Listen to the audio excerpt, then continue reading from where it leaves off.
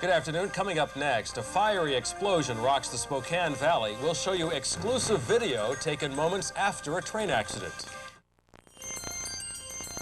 Channel 4, KXLY-TV, Spokane Coeur.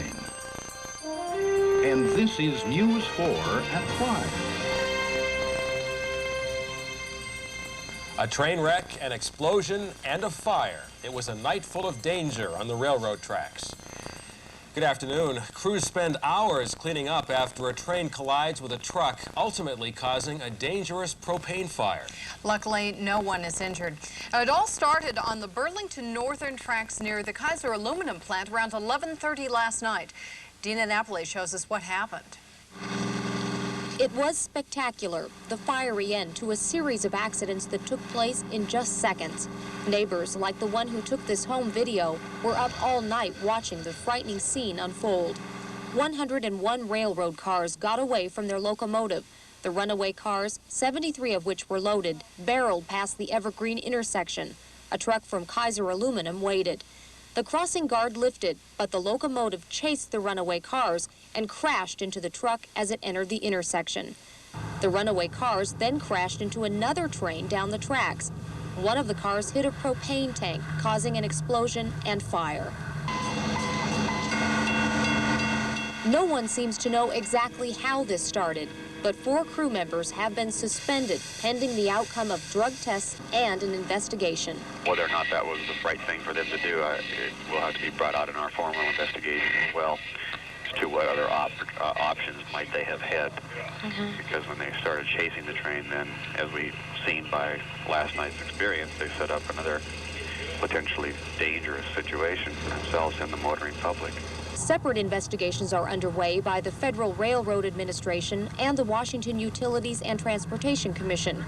Burlington Northern officials call it a freak accident and claim safety provisions were already in place. If you follow those procedures, an incident like this could not happen.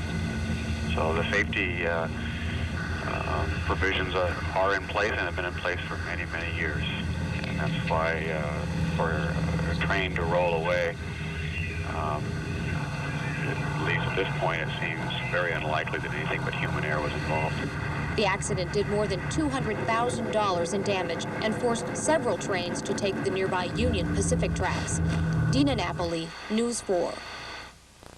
Drug tests are common practice following accidents like this. Officials with Burlington Northern expect the results within the next 10 days. And as we mentioned, 4 crew members have been suspended until the investigation is complete.